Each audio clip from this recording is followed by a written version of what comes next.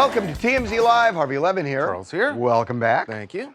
So we have a new Diddy documentary that just dropped on Tubi. It's called The Downfall of Diddy, His Defense. Up to now, we've done 3 others where we've laid out the prosecution case. This time, we're talking specifically, what is Diddy's defense?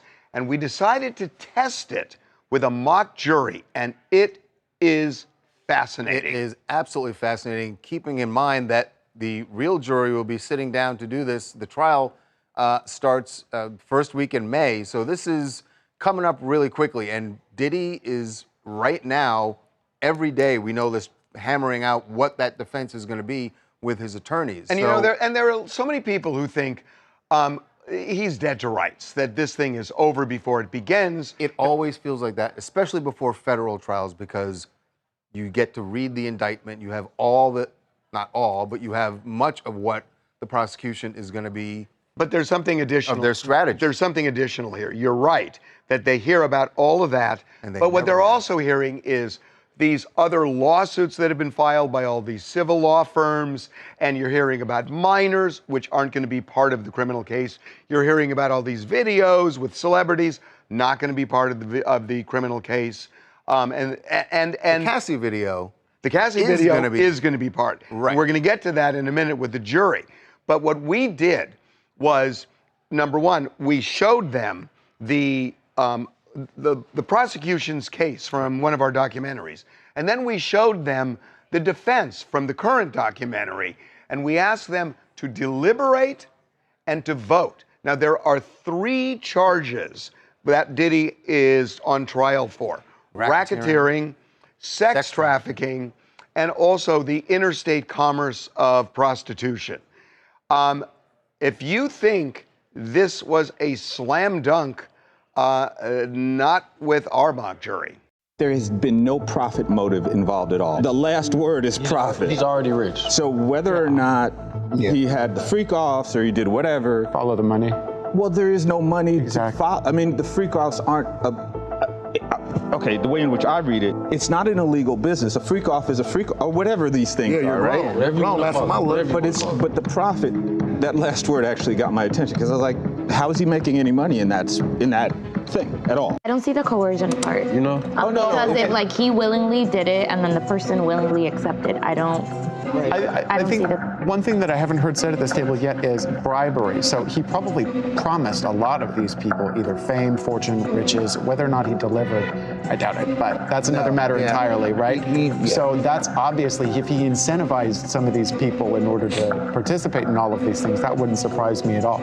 Is that a definition, or does that fit a definition of coercion in any way? Bribery. I'm crystal clear that this happens to seriously, 100 dudes, white dudes in LA doing this right now. Yeah. 100, easy. However, no, they are not Diddy, but no, they don't have a 14-page indictment. So racketeering requires proof of profit.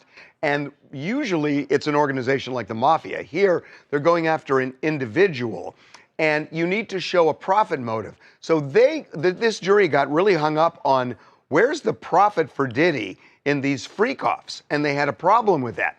They also had a problem with the consent issue, some of them, because the 3 alleged victims were all girlfriends at the time of Diddy's, including Cassie. And they had a problem. Right. If they were girlfriends who could leave, where's the coercion? Right. But I think some of that will be addressed when you actually hear the victim's testimony, when the real jury here, this mock jury obviously doesn't know exactly what Cassie or any of the other victims are going to say on the stand. Well, what I really loved about this is it's exactly how juries work, right? I've worked with juries a lot in the past, and you never know what words they're going to pick up on, what little technicalities from the jury instructions or from the lawyer's arguments they're going to pick up on. And the one thing you know is that race is always going to be a part of it, right? Yep. Harvey, I've heard you say many, many times that race is a part of every trial in this country.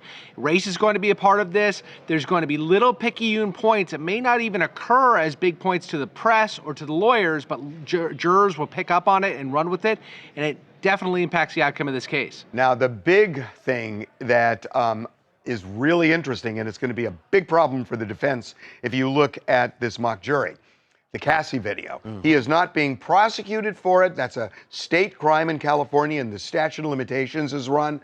But I am telling you, that video was thunderous for a bunch of these jurors, and not so much even that it related to an element of either of the crimes. What it shows is the type of person that they will view Diddy as, and which is going to make him, his character, less, he's going to be less believable. And whatever it is that the defense is presenting, that video is always in their mind. It's and that's a huge issue. I mean, we've talked about the fact that there's sometimes videos or photos or what don't get admitted to a case because they're prejudicial. They're overly prejudicial.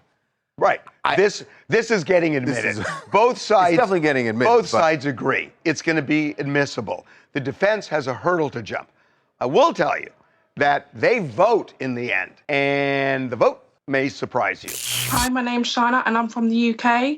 The prosecution are going to have their work cut out, but we know this already. Looking at the charges, though, I believe that they might not stick. I believe that they're going to argue that a lot of the stuff that went on was in fact consensual, even if it wasn't. So we're going to see how this plays out. There is a lot. By the way, documentary is called TMZ Presents The Downfall of Diddy. His Defense. It is available for free on Tubi. Just go to Tubi.com. Watch it right now. Okay, we are going to move on. Yes, to the wedding of the year, the Jeff Bezos, Lauren Sanchez wedding, which we're learning more about every day. We just learned some new details in the most random fashion possible. This is crazy. You want? It's so crazy. So look, we spoke to. Well, here's no. Oh, you want to set up? All right, go ahead. Yeah. Go ahead. So we're doing a documentary for Fox, another one on the Menendez brothers and their possible release. So how this goes from the Menendez brothers. I know. Jeff Bezos so look, wedding. We had an issue with something, and we needed to get kind of a man on the street type thing, and I just said, crap, I'll just do this myself.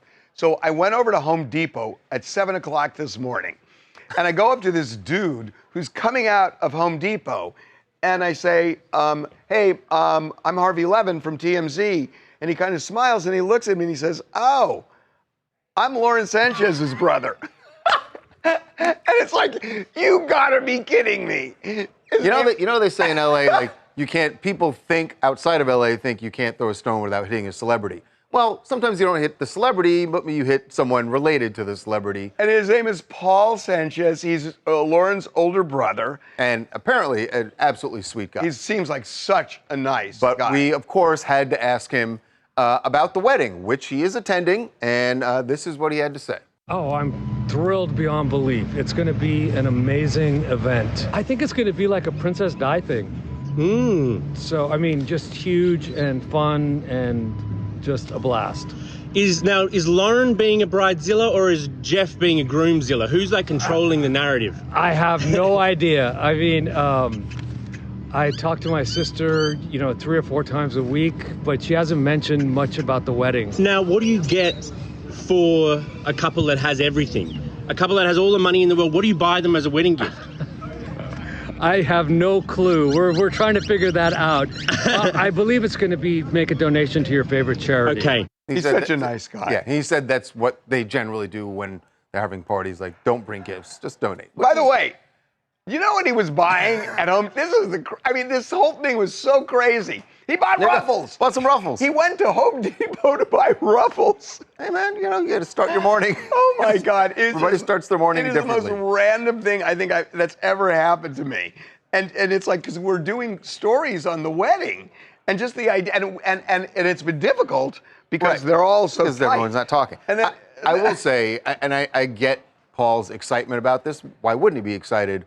And the comparison to Princess Di, there are people that I've spoken to who are connected to them who say it's not going to be that.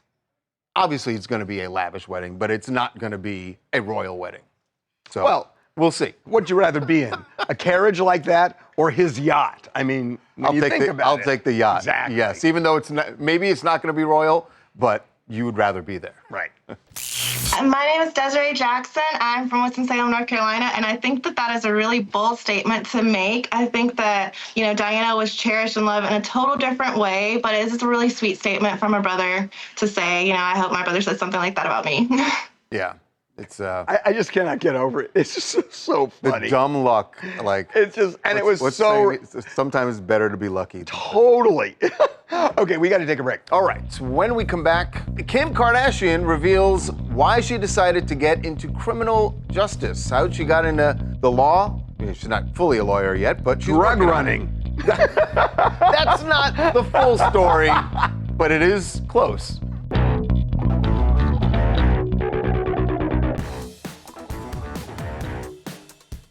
Kim Kardashian still striving to become a full-fledged lawyer. She passed the baby bar, but... She's taking the bar exam in June.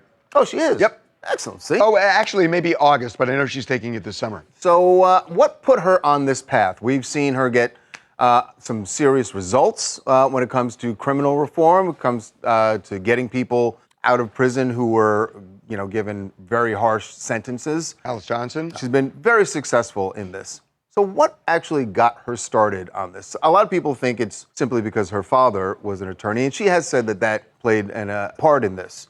But there was more, and it does, as Harvey said in the tease, involve drugs, drug running. Drug running. This is what Kim revealed about what put her on the path when this was on last night's episode of The Kardashians. I went to a women's prison, CIW, and I sat in a room like this, and this one girl was like, my boyfriend had me go get drugs or pick something up at this apartment, and I didn't know that some was gonna go down and someone died, and these crazy stories. And I thought to myself, oh my God, one time my friend had me go pick up ecstasy at this apartment, and what if something happened? And I was like, I literally thought that.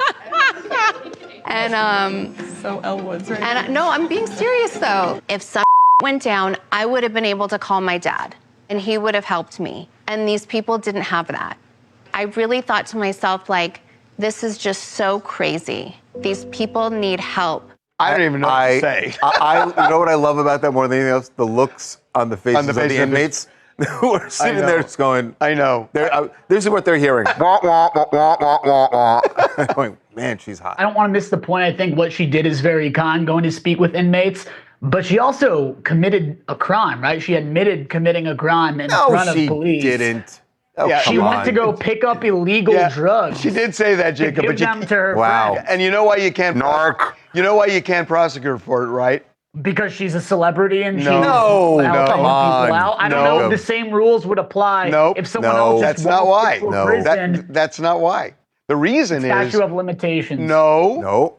Where did it happen? When did it happen? What did she take? Where are the drugs? Who's your witness? You got to button Where this does law up, enforcement Jason. get involved? Jacob, you got to button it up. You know what? You need to take the baby bar, man. Why is any of that relevant if she picked up ecstasy, which is a class 1 drug? Because they got to convince a jury. And it's where did she do it and when did she do it? You gotta button this up. This guy would just be indicting people left and right and not have any evidence. Come on. I'm not alone here because Kendall was there oh my gosh. Well, Kendall, what an idiot. Oh, say no more. She's like Brandeis in this, right? No, I mean, Kendall's not a lawyer. She doesn't know. Hi, my name is Trish, and I'm from Austin, Texas. I think all this stuff with Kim and prison reform is appreciated, of course, by people who are in prison and being affected. I think it's nice that she's moving into a more philanthropic space. Was she just the mule? I don't know. Ask Jacob. He's investigating. Well, she never said, and I want to know. Clearly, Jacob's running an investigation. Okay, we got to move on. Yes, to some serious allegations against Andrew Tate. New allegations. Andrew Tate, of course, half of the Tate brothers, Andrew and Tristan, who have been very controversial because of the things that they've been charged with in Romania, several lawsuits against them in the UK and this country, and now Andrew's girlfriend has made an allegation that he was physically abusive, that he beat her during a sexual encounter just a few weeks ago here in LA at the Beverly Hills Hotel. These are photos we obtained of Bree Stern alleging to show the bruises on her face after that interaction, which she says went down March 11th at the Beverly Hills Hotel, and that during sex he attacked her, was beating her, choked her nearly to unconsciousness, and she has now filed a report. We confirmed that she has filed this report with the Beverly Hills Police, who I would imagine are investigating, especially with the evidence that she is presenting. So, in addition to those photos, there are also text messages alleged to be sent between Andrew and Bree, which reveal a very twisted relationship, if you want to call it that. He says to her, "Because I want to beat the blank out of you, you will give me a child this year, bitch." She replied, "Why do you want to beat me? It's 12:30 in the morning. I'm asleep." And he says, "What's the point in having you if I don't beat you and impregnate you? You should be thankful." And there are others that just, look, this is as awful as that is, and it is, I hate to say this, it's kind of on brand with the things that he says on his podcast. But he is strongly denying that there was any attack. This is what his attorney sent to us, saying, "We witnessed the media recklessly publishing a one-sided narrative, disregarding the most fundamental facts. The photos, not taken in the Beverly Hills Hotel bathroom, no bruising. As for the supposed text messages, no verification, no metadata, nothing." And they went on to basically suggest it might have been AI creating those text messages. That's their side of it. I think if you look at those text messages, those do not look like AI messages. I mean, we've all seen what ChatGPT can produce. That seems like a pretty candid text exchange. But Andrew Tate's team is vehemently denying these. Yeah, that platform is Signal. Oh, that's Signal? Yeah, which, yes, we've heard a lot about Signal this week. Yeah, no kidding. What, Jacob? I'm sorry. I was just saying, Andrew Tate is saying that these messages were doctored, that there were no such texts. And even though they seem pretty candid to me, and I think anyone who can see them, like Charles said, it definitely aligns with a lot of his views and kind of misogynistic comments that he's made pretty frequently. But he's saying that this isn't real at all. Right, Jacob. I think he would say, yeah, it may align with things I've said in the podcast, and that's how they created it. That's how they used AI to create it. That's his version of it. But Beverly Hills PD now has this evidence, and they will see what they do with it going forward. Hi, my name is Kimberly, and I am from Florida. I don't like victim blaming. I really don't. But ladies, why are we dating Andrew Tate? Like, this is very on brand for him. Disrespecting women is how he got popular. So to even deny these allegations, is he going to come out and say that he loves women and he's peaceful and respectful? Like, that's the only way to deny these allegations. The text messages were absolutely so cringy and weird. I feel like he should be locked up for those alone. I felt embarrassed reading them. And again, I just think, ladies, we have to do better. Why are we dating Andrew Tate? And shocked when stuff like this happens. That's like being shocked that Cookie Monster likes cookies. This is crazy. Does Cookie Monster? Yes, Cookie Monster likes cookies. I thought it was a name, but I guess it's not the point. Right. Did you? Okay, I got it.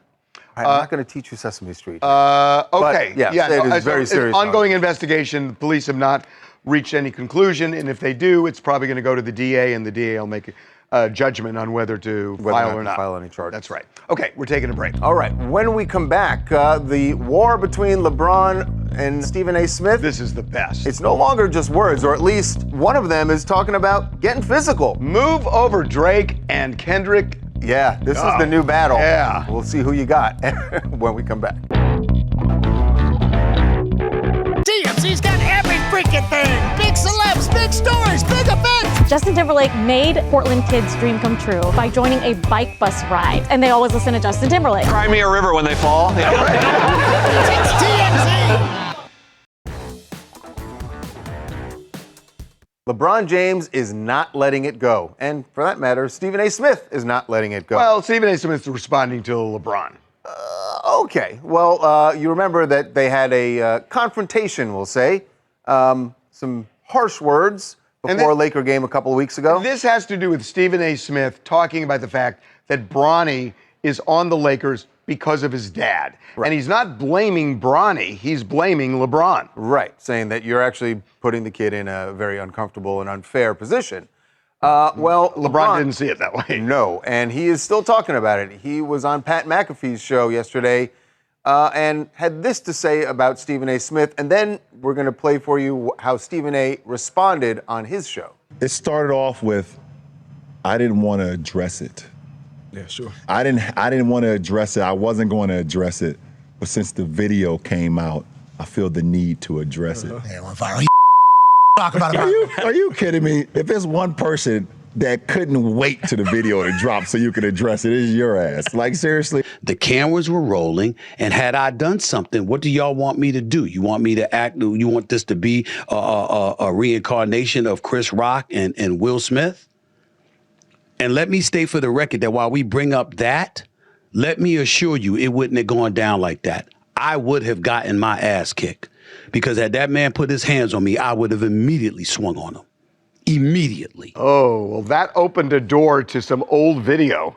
Yeah. Of Stephen A. Smith boxing, and he's getting clowned for that. Yeah. Which LeBron posted, by the way. LeBron posted the video. Mike, he did admit that he would have gotten his ass beat.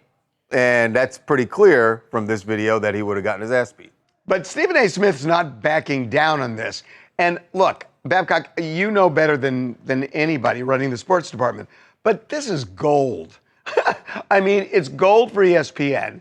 It's Stephen A. Smith. It's great for him, too. Yeah, I mean, the reality is there's a lot going on in the basketball world, right? Like, it's opening day in baseball today. The NCAA tournament's happening, middle of March Madness, and Stephen A. opened his TV show this morning and does 15 minutes on this feud with LeBron James. And I think LeBron even knows it because one of the things he said on Pat McAfee's show yesterday was, he says, I think he's going to sit in his tighty-whities with his bowl of ice cream later tonight and just be happy that I'm talking about him. And I'm sure that's probably true for Stephen A. Smith. It seems like that might be true. Here's a little bit of what Stephen A. had to say this morning, as you said, Mike, as he opened his show, all about this. That's how petty you've become? You're LeBron James, you that butthurt over the things that I'm saying, that you would post that video? When has LeBron James ever done something like that? But suddenly you're doing that as it pertains to me. This man is in his feelings. I wonder why. Could it be because I don't believe you're the GOAT? Because I'll never believe you're the GOAT? Because I have you number 2 at all times? Well, so now it's gotten bigger than Bronny. Now it's way bigger than Bronny. Now it's just personal. But, yeah, this is personal. But, Mike, you know what's happening here, right? I mean, the bosses at ESPN are telling them both to lean into this, Keep it right? going. Keep because it going. He goes on Pat's show, yeah. ESPN. That gets huge ratings. And everybody wants to hear what Stephen A. Smith's going to say. They call Stephen A. and say, hey, you better lean into this because this is good for business. Hey, I'm Devin from Wyandotte, Kansas, and I'm going to be honest, nobody has ever looked at Stephen A. Smith as being a tough guy. But he doesn't have to think LeBron's the GOAT, but that was a GOAT response. I mean, he showed a video of him throwing the worst hooks that I've ever seen in my life. So I think that was a GOAT response. So if you don't think he'd go to anything, he'd go to responses for right now. Yeah, but Stephen A. Smith has the gift of gab, and he's good at it. Yeah, LeBron is LeBron, though. Okay, we've got to take a break. All right, when we come back, Pastor Marvin Sapp just wanted to take the collection. Happens at church, right? No big deal. The question is the congregation a bunch of saps for what he's asking for. He wanted $40,000, and he wasn't letting anybody leave the church until they bucked up. His explanation for this, if you want to call it that, you will see when we come back. He's counting the money.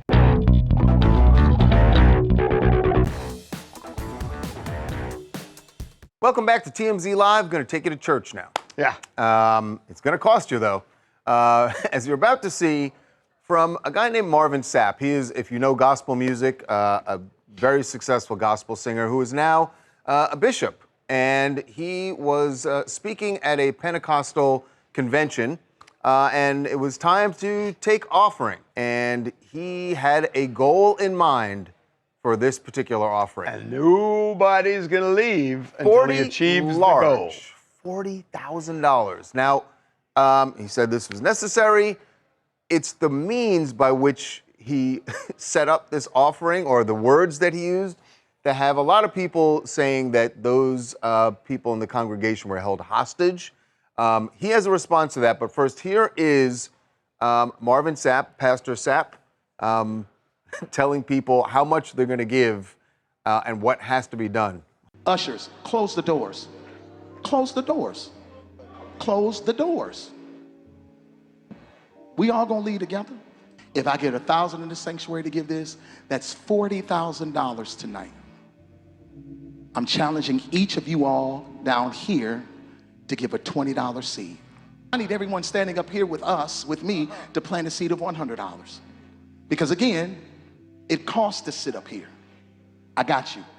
And this is what I need you to do. If you're giving electronically, or even if you're giving tangibly, I'm gonna have y'all come to the altar and give it, because I need to see 1,000 people moving.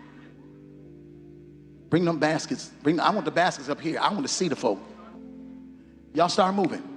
Y'all can bring it right now. It is so I like, just want to be clear what he was saying. So the basket is talking about the offering, which usually goes around. Right. It doesn't go around. He wants you to come up to him, because this is, you can do this in church now, where you actually give your offering by Venmo. And he's saying, if you're going to give by Venmo, I want to see your phone. I want to know that you gave $20. And why is he saying shut the door, other than to say you can't leave unless you ante up $20? Or at least I wish I would go to church and hear my pastor or bishop say some close the doors. Because first of all, I'm getting up immediately and walking out, and or I'm calling 911 because I'm being held hostage. I was like a big Marvin Sapp fan. Like, he has great music. But once I saw this, it really was disheartening, because the church already has such a bad like stereotype around it and a bad sentiment. People feel like, especially with these mega churches, all they want is money, money, money. I just saw Marvin Sapp doing a tiny desk wearing Louis Vuitton from head to toe. So to see him asking a congregation of 10,000 people to donate $20, and then the ministers behind him, he said, oh, no, not $20 for you. You guys got to give $100, is baffling. It is just so crazy. By the way, he also noted at one point that there were 1,000 people watching online, and he wants all them, you got to give $20 he wants them too. to do it too. I mean, I've never seen any. I mean, I've never seen it this bold. Ushers, shut the door. Now, shut he the door. says there's a reason for closing the doors. Oh, do explain. This was his response. He said, my directive was not about control. It was about creating a safe, focused, and reverent environment for those choosing to give and for those handling the resources. I haven't heard of this before. What does that mean? What he said is that it is a dangerous time when the offering is being collected, that the people collecting it need to feel safe, I guess, so that no one's going to attack them and grab. So I've never seen that happen. No, I've never heard that before. Let's say that's true. And he says, everybody file up here and give the money. But why say ushers shut the door? That has nothing to do with safety. Keep the ushers safe. The ushers safe? The people who are collecting the money. Oh my But I guess God. You're right. In this case, if you're going the ushers weren't collecting the money. They weren't collecting the money. He wanted it to come right to him. Exactly. That's what I'm saying. The ushers shut the door means hostage. Hello, I'm Malik David from Norfolk, Virginia, and I grew up in church all my life. I believe that Marvin Sapp may have surprised a few church people when he said shut the doors, because it sounded like a hostage situation, but I believe he didn't mean any harm.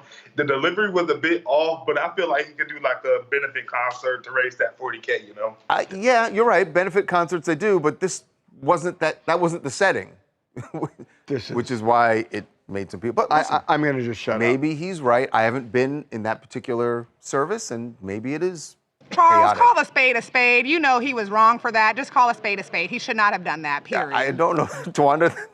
I don't know if that's the phrase I would have used. I But wouldn't anyway, use the phrase either. I'm just shutting up. It's good you did. Believe me. Let's move on. Let's move on to an update on a story we just told you about a few minutes ago. Things are moving quickly here. Andrew Tate, we told you about his girlfriend, or now ex-girlfriend, Bree Stern, accusing him of attacking her at the Beverly Hills Hotel.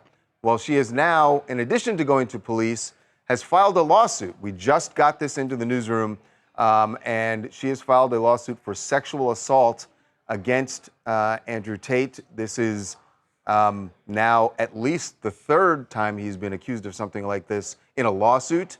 He has not been convicted of anything like that, but he has been accused in lawsuits before, and now Bree Stern has filed hers. Yeah, the lawsuit was just filed. It was filed by Tony Busby, a name you might remember as the guy who filed all the Diddy lawsuits. It's pretty intense. She lays out much more of the context. She's really focusing on this incident that she says occurred on March 11th, which we've heard about and written about in our previous stories. But now she's laying the context of their relationship and really says that he's very charming to begin with, sort of love bombed her, made her trust her, and then got increasingly aggressive over the course of their relationship, leading up to this incident she says occurred at that hotel room when they had violent sexual intercourse. The next day, he said something like, "You're my property." She gathered her belongings and left and knew that wasn't the life that she wanted to lead anymore. Now she says she's quite frightened, wants a restraining order, and is also suing him for damages. And remember, he is denying this. Yes, absolutely. Okay, we are going to take a break. All right, when we come back, President Trump going after law firms, lots of them in D.C., shutting them out of federal buildings, basically shutting off their lifeblood. Is this just revenge, or is it necessary to move his agenda forward? We're going to be joined by a congressman who sees absolutely nothing wrong with what the president is doing.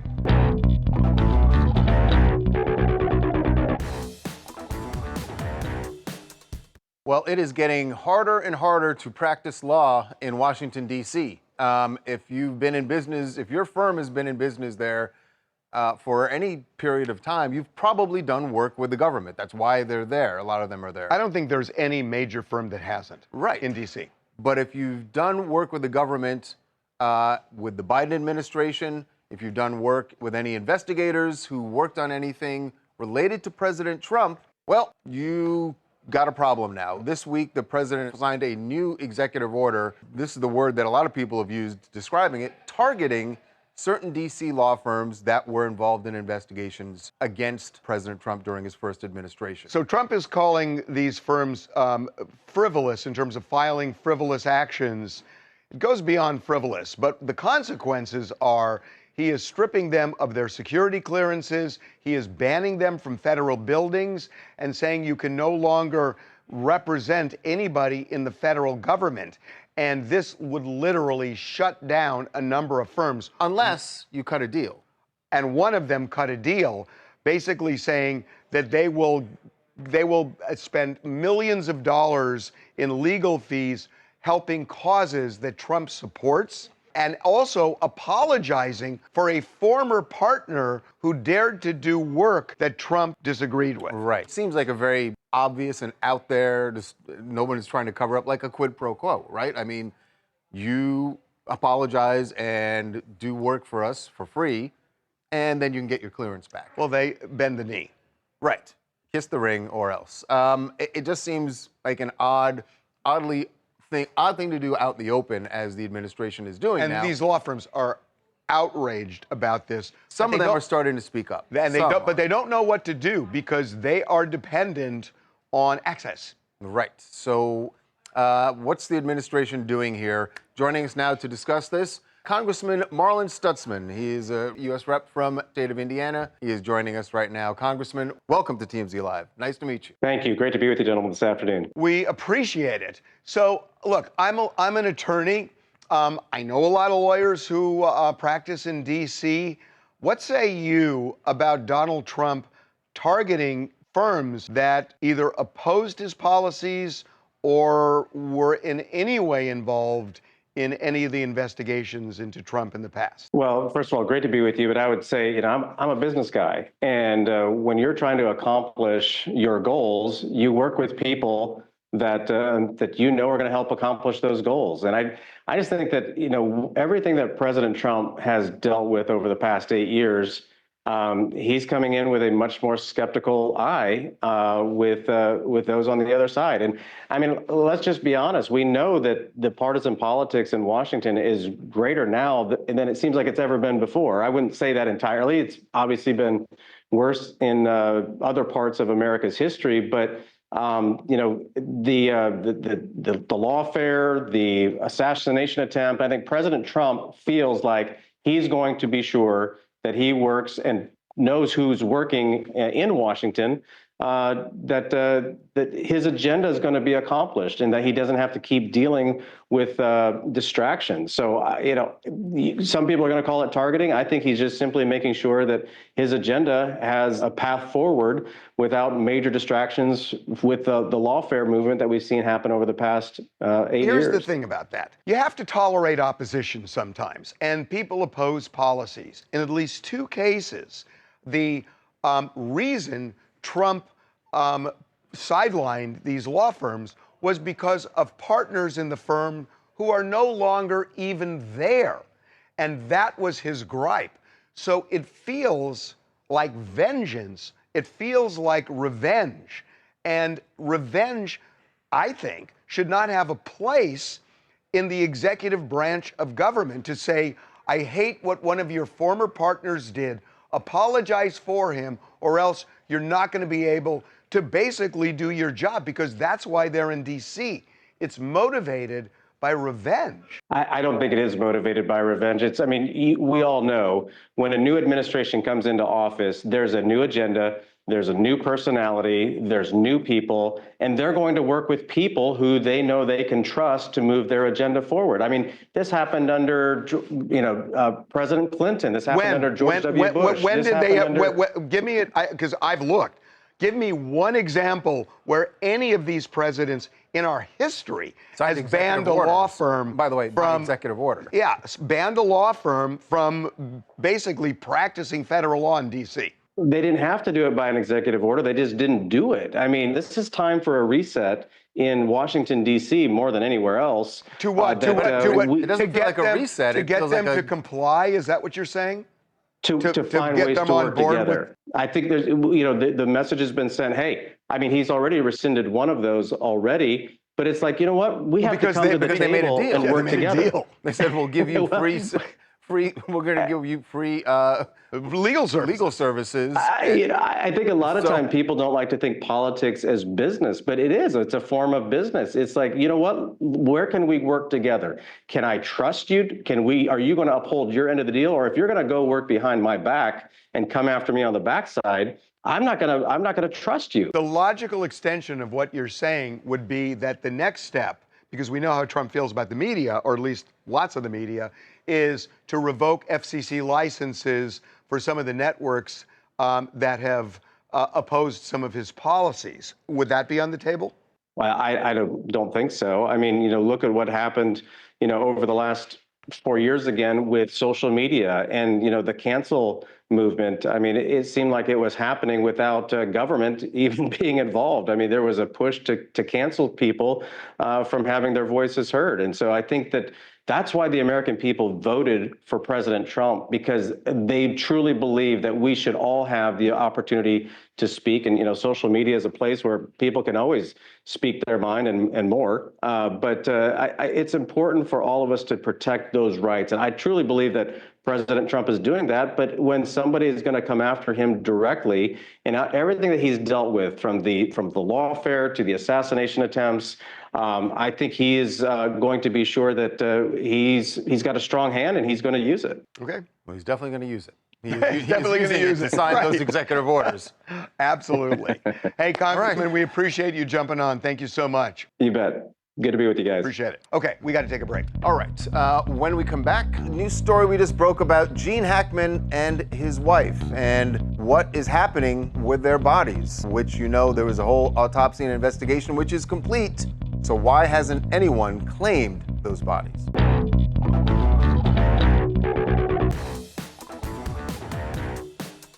Gene Hackman and his wife, Betsy Arakawa, it's been more than a month since they deceased in that very bizarre fashion. We now know all the details that came out of that investigation. What's odd is what we found out this morning from officials there in New Mexico. Their bodies have still not been claimed. Wow, that's stunning. And it may speak to, I don't know if this is completely bizarre. Well, it feels it is strange. Bizarre. He has 2 daughters and a son. Now, the reason I think when you start connecting the dots here, think about it, that they were dead for a long time before the bodies were discovered, and nobody had called 911. It was a caretaker who found him.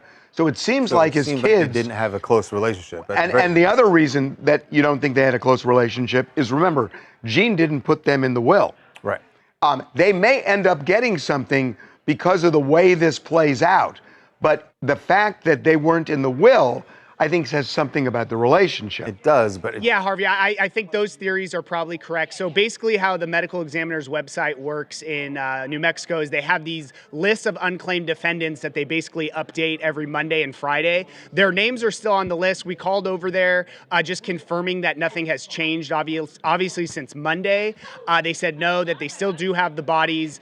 But I asked them, I was like, is this unusual for, a month after someone dies for them to still be unclaimed? And the woman I spoke to at least said, no, it's not necessarily very unusual because sometimes, the family's making funeral arrangements or different things, which maybe just on the outside looking in, we just think, oh, it's been a month. It's kind of weird, but maybe this is kind of standard. I don't know what's going on here. Okay, it is that time of the week, folks. Yes, your favorite time. Tim is here with his rejects. All right, so as you know, ladders can be very dangerous, but if you have good balance, you can be like this guy and have a two-legged ladder here, and he's doing his routine here, and he's doing really good. I mean, he's balancing. He's got a, Wait a second. Little routine here. I know, it's crazy. And it's pretty impressive. I wouldn't try it if I were you guys, but nonetheless, watching it is pretty impressive. We're not going to try it. No, that was that something. Was pretty that was amazing. Good. Yeah. All right. Next. All right, so if I gave you guys 10 minutes to paint a portrait with only your fingers and paint, how do you do? It would be ugly, but I could. You could try. You'd make something. Yeah. Would it look like a face? No. Well, in honor of Major League Baseball's opening day today, here's an artist. He's finger painting one of the up-and-coming rising stars, Paul Skeens, with just his fingers and paint in under 10 minutes, and it's very well done. And he actually ends up meeting Paul Skeens here, and it looks exactly like him. So 10 minutes, finger painting. Can I say, this is 10 minutes? This is the first time you've been 2 for 2. Oh, man. Do you want to stop? Listen. You can stop. You want to stop now, or do you want to press your luck? Right. Your call. What? You know what? I'm going to end here. I'm going to go 2 for 2. Wow. Yeah. Wow. Smart man. All right, Tim. I'm impressed with Tim. Way to go. Okay, we got to take a break. All right, when we come back, a Seinfeld star explaining a behavior you've probably seen on airplanes. It's gone viral. It's called raw dogging, and you're going to see where it started when we come back.